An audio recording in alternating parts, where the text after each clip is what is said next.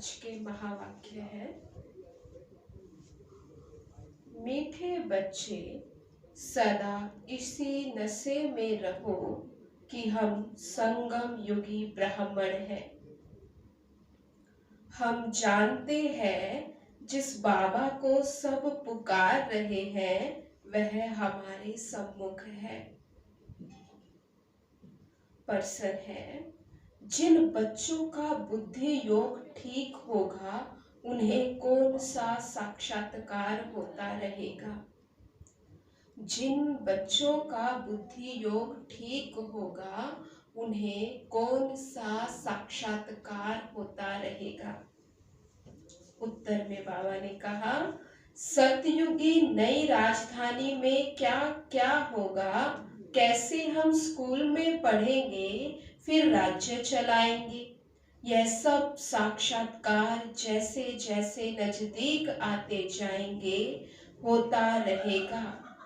परंतु जिनका बुद्धि योग ठीक है, जो अपने शांति धाम और सुख धाम को याद करते हैं, धंधा थोड़ी करते भी एक बाप की याद में रहते, उन्हें ही यह सब साक्षात्कार होंगे। गीत है ओम नमो शिवाय। ओम शांति। भक्ति मार्ग में और जो भी सत्संग होते हैं उनमें तो सब गए होंगे। वहां या तो कहेंगे बोलो सब वाह गुरु या राम का नाम बताएंगे। यहाँ बच्चों को कुछ कहने की भी जरूरत नहीं रहती। एक ही बार कह दिया है, घड़ी घड़ी कहने की दरकार नहीं। बाप भी एक है, उनका कहना भी एक ही है। क्या कहते हैं? बच्चों मामेकम याद करो। पहले सीख कर फिर आकर यहाँ बैठते हैं। हम जिस बाप के बच्चे उनको याद करना है। यह भी तुमने अभी ब्रह्मा द्वारा जाना है कि हम सभी आत्माओं का बाप वह एक है। दुनिया यह नहीं जानती, तुम जानते हो। हम सब उस बाप के बच्चे हैं। उनको सभी गॉड फादर कहते हैं। अब फादर कहते हैं, मैं एक साधारण तन में तुमको पढ़ाने आता हूँ। तुम जानते हो बाबा इनमें आए हैं, हम उनके बने हैं। बाबा ही आकर पतित से पावन होने का रास्ता बताते हैं। यह सारा दिन बुद्धि में रहता है। यूं शिव बाबा की संतान तो सब है, परंतु तुम जानते हो और कोई नहीं जानते हैं। तुम बच्चे समझते हो हम आत्मा है। हमको बाप ने फरमान किया कि मुझे याद करो।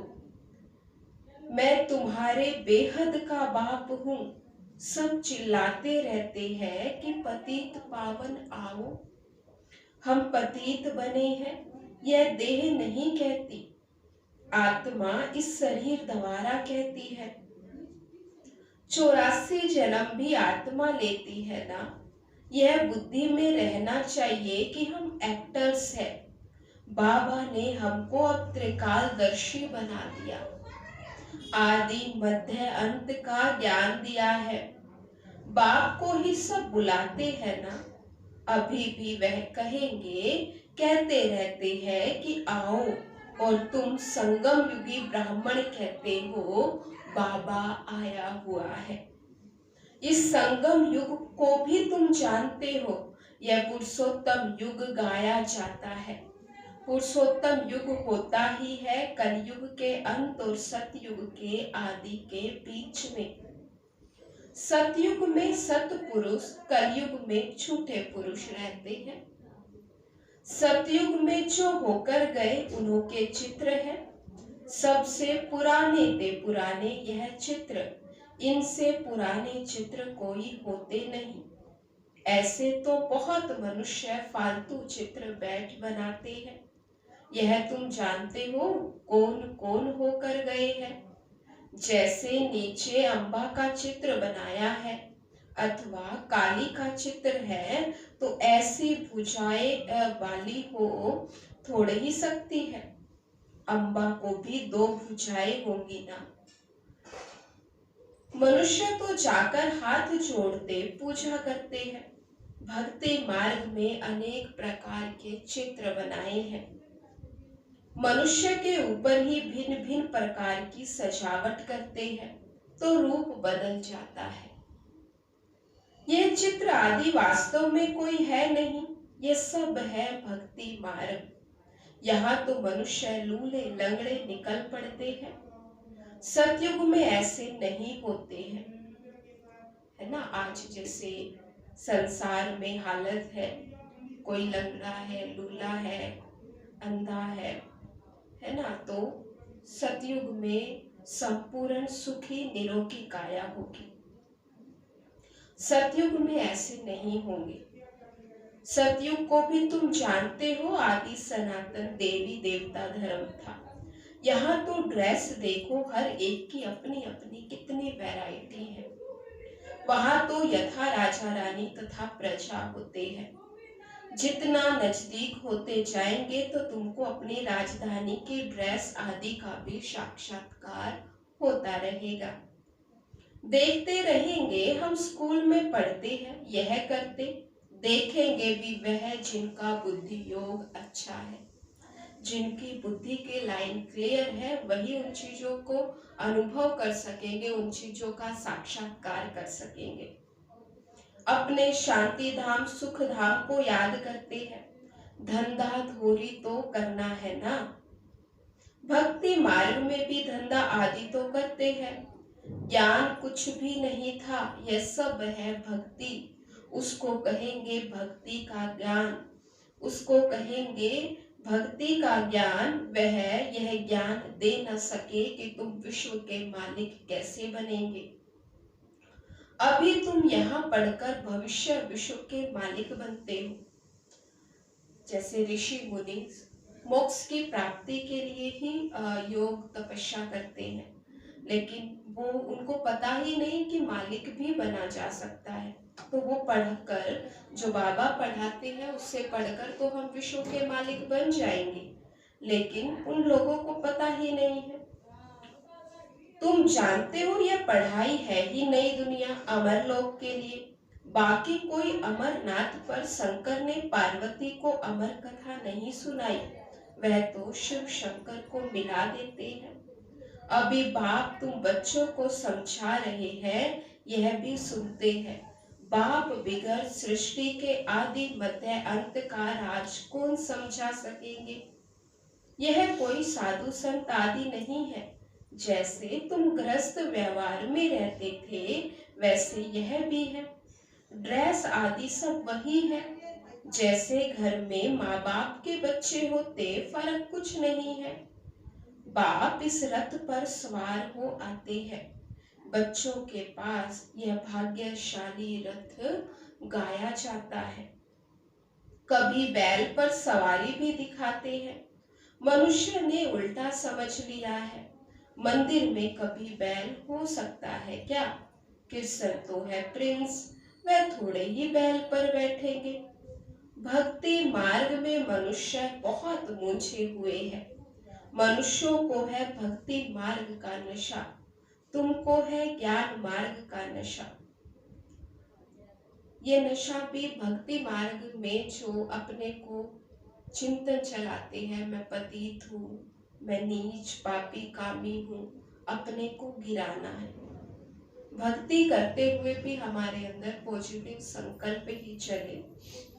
तुमको है ज्ञान मार्ग का नशा। तुम कहते हो इस संगम पर बाबा हमको पढ़ा रहे हैं।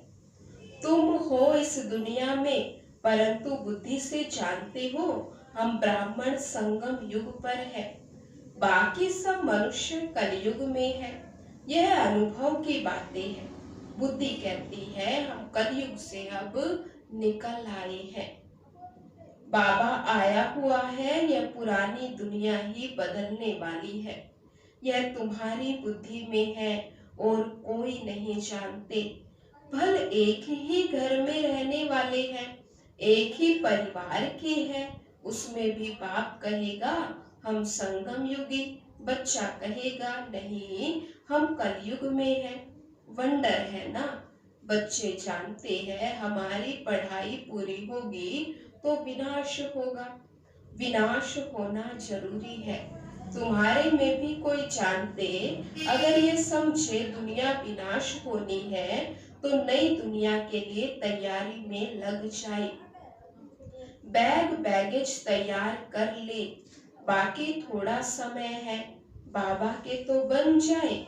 भूखे मरेंगे तो भी पहले बाबा फिर बच्चे, यह तो बाबा का भंडारा है।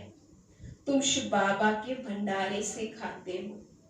कितनी अच्छी बात बाबा ने कहा, भूखे मरेंगे तो भी पहले बाबा फिर बच्चे।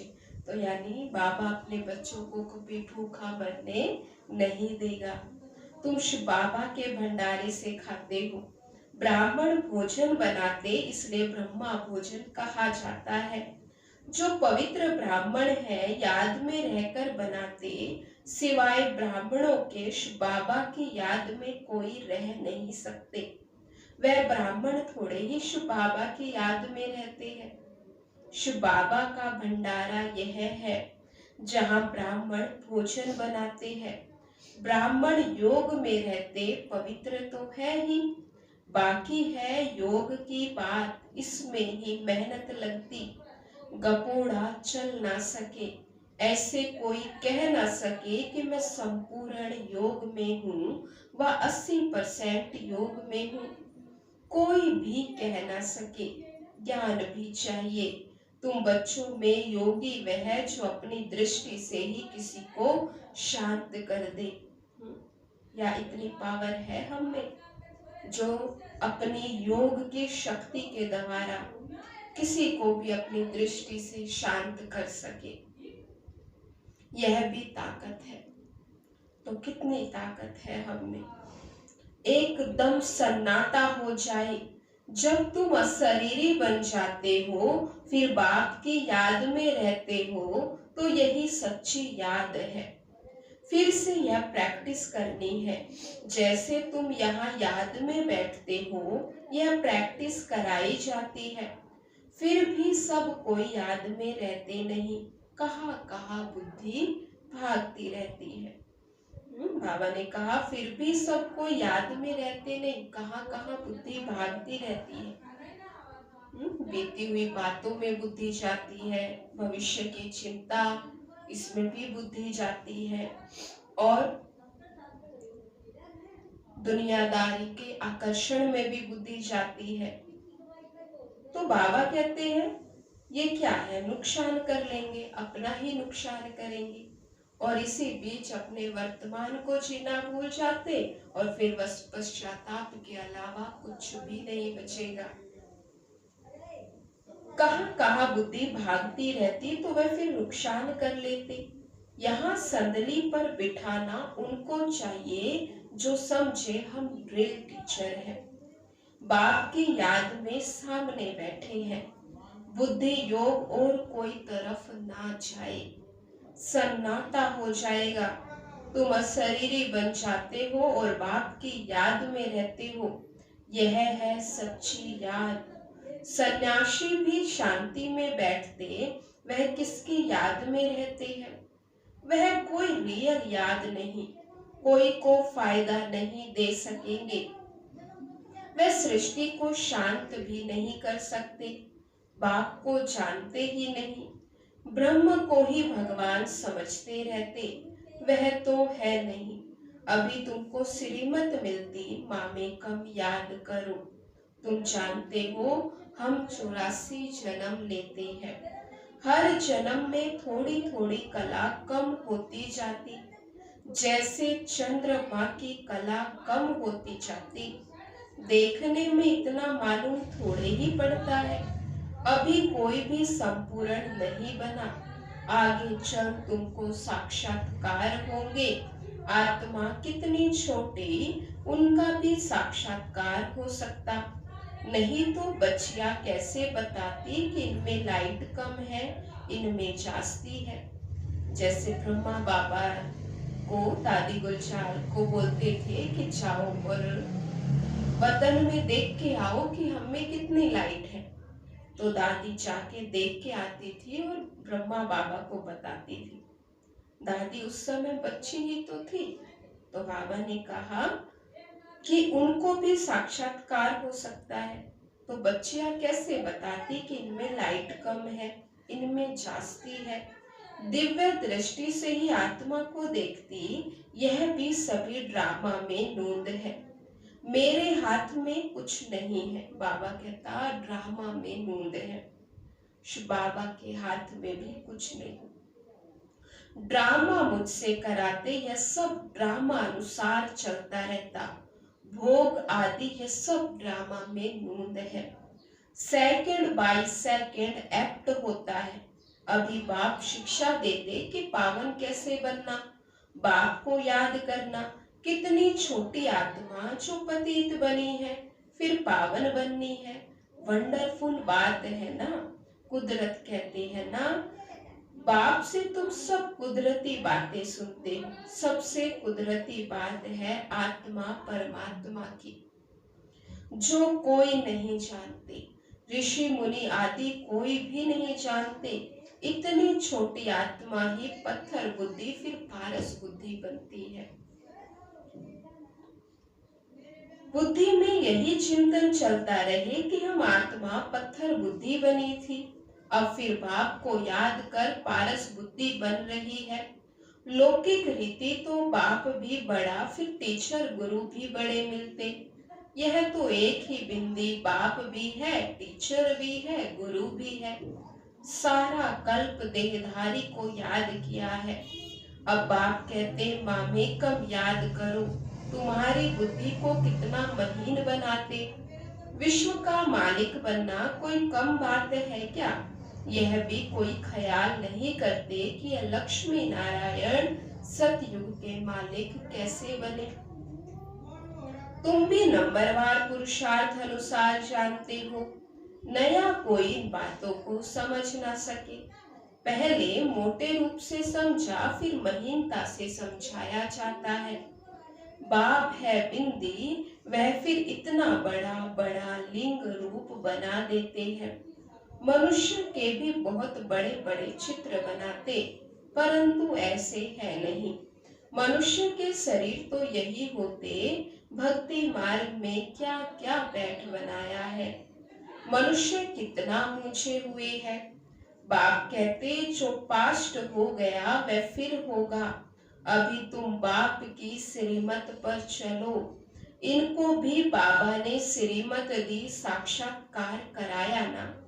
तुमको हम बादशाही देता हूँ, अब इस सर्विस में लग जाओ। अपना वर्षा लेने का पुरुषार्थ करो, ये सब छोड़ दो। तो यह भी निमित्त बना। सब तो ऐसे निमित्त नहीं बनते जिनको नशा चढ़ा तो आकर बैठ गए। हमको तो राजाई मिलती, फिर यह पाई पैसे क्या करेंगे। तो अब बाप बच्चों को पुरुषार्थ कराते, राजधानी स्थापन हो रही, कहते भी है हम लक्ष्मी नारायण से कम नहीं बनेंगे। तो श्रीमत पर चल कर दिखाओ। क्या लक्ष्य रखते हैं कि हम लक्ष्मी नारायण तो बन नहीं सकेंगे, लेकिन उससे कम भी नहीं बनेंगे। तो बाबा ने कहा तो श्रीमत पर चल कर दिखाओ, चूचा मत करो। बाबा ने थोड़े ही कहा बाल बच्चों का क्या हाल होगा। एक्सीडेंट में अचानक कोई मर जाता है तो कोई भूखा रहता है क्या? कोई न कोई मित्र संबंधी आदि देते हैं खाने के लिए। यहाँ देखो बाबा पुरानी झोपड़ी में रहते हैं, तुम बच्चे आकर महलों में रहते हो। बाप कहेंगे बच्चे अच्छी रीति रहे, खाए पिए, जो कुछ भी नहीं ले आए हैं उनको भी सब कुछ अच्छी रीति मिलता है। इस बाबा से भी अच्छी रीति रहते हैं। शिव बाबा कहते हम तो है ही रमता योगी, कोई का भी कल्याण करने जा सकता हूँ। बाबा ने कहा मैं तो रमता योगी, कोई का भी कल्याण करने जा सकता हूँ। जो ज्ञानी बच्चे वे कभी साक्षात्कार आदि की बातों में खुश नहीं होंगे, सिवाय योग के और कुछ भी नहीं। इन साक्षात्कार की बातों में खुश नहीं होना। अच्छा, मीठे मीठे सिकिलदे बच्चों प्रति माता पिता बाप दादा का याद प्यार और गुड मॉर्निंग। रूहानी बाप की रूहानी बच्चों को नमस्ते। हम रूहानी बच्चों की रूहानी बाप दादा को नमस्ते नमस्ते। ओम शांति। धारणा के लिए मुख्य सार है। नंबर 1 पॉइंट है, योग की ऐसी स्थिति बनानी है जो दृष्टि से ही किसी को शांत कर दे, एकदम सन्नाटा हो जाए। इसके लिए अशरीरी बनने का अभ्यास करो। नंबर 2 है, ज्ञान के सच्चे नशे में रहने के लिए याद रहे कि हम संगम युगी है। अब यह पुरानी दुनिया बदलने वाली है। हम अपने घर जा रहे हैं। श्रीमत पर सदा चलते रहना है, चूचा नहीं करना है। कैसे चूचा करते हैं? बाबा ने कहा ऐसे करना है बच्चे, ऐसे करना है, और हम उसी के प्रति संकल्प क्रिएट करते हैं, विपरीत संकल्प। बाबा ऐसे कैसे होगा, बाबा ये कैसे होगा, ऐसे तो हो नहीं सकता। तो ये है चूचा करना। तो बाबा ने कहा अगर अपने को लक्ष्मी नारायण से जैसा बनाना है तो श्रीमत पर चलते रहना और चूचा नहीं करनी है। वरदान है, लक्ष्य के प्रमाण लक्षण के बैलेंस की कला द्वारा चढ़ती कला का अनुभव करने वाले बाप समान संपन्न भव। लक्ष्य क्या है और लक्षण क्या है, इन दोनों चीजों का बैलेंस चाहिए। ये भी एक कला है। बच्चों में विश्व कल्याण की कामना भी है तो बाप समान बनने की श्रेष्ठ इच्छा भी है, लेकिन लक्ष्य के प्रमाण जो लक्षण स्वयं को व सर्व को दिखाई दे उसमें अंतर है। लक्ष्य तो बहुत श्रेष्ठ लिया, विश्व कल्याण की कामना और बाप समान बनने की श्रेष्ठ इच्छा, लेकिन लक्ष्य के प्रमाण लक्षण वो स्वयं को भी दिखाई दे और सर्व को भी, उसमें अंतर है। इसलिए बैलेंस करने की कला अब चढ़ती कला में लाकर इस अंतर को मिटाओ। संकल्प है लेकिन दृढ़ता संपन्न संकल्प हो तो बाप समान संपन्न बनने का वरदान प्राप्त हो जाएगा। अभी जो सदर्शन और प्रदर्शन दोनों चक्र घूमते हैं, व्यर्थ बातों के जो त्रिकालदर्शी बन जाते हो, इसका परिवर्तन कर सब चिंतक सदर्शन चक्रधारी बनो। है ना, अब दोनों दर्शन चक्र घूमते हैं, सदर्शन चक्र भी और प्रदर्शन चक्र भी। सदर्शन मैंने क्या किया, मैं कैसी हूँ, मैं कैसे रहती हूँ। प्रदर्शन दूसरों का दर्शन करना, कैसे चलता है, कैसे रहता है। तो बाबा ने कहा अब ये दोनों चक्र घूमते हैं, लेकिन व्यर्थ बातों के जो त्रिकालदर्शी बन जाते हैं इसका परिवर्तन करना है। सवचिंतक सदर्शन चक्रधारी बनना है। स्लोगन है, सेवा का भाग्य प्राप्त होना ही सबसे बड़ा भाग्य है। सेवा का भाग्य प्राप्त होना ही सबसे बड़ा भाग्य है। सेवा के प्रति ये तो चिंतन नहीं चलता ना कि ये सेवा मुझे क्यों मिली, ये सेवा मैं कैसे करूं, लेकिन कोई भी सेवा और वो सेवा मिल जाना ही भाग्य है। तो ये खुशी होनी चाहिए हमें कि हमें सेवा मिली। सेवा मिलना ही भाग्य बनाना है। अच्छा, ओम शांति।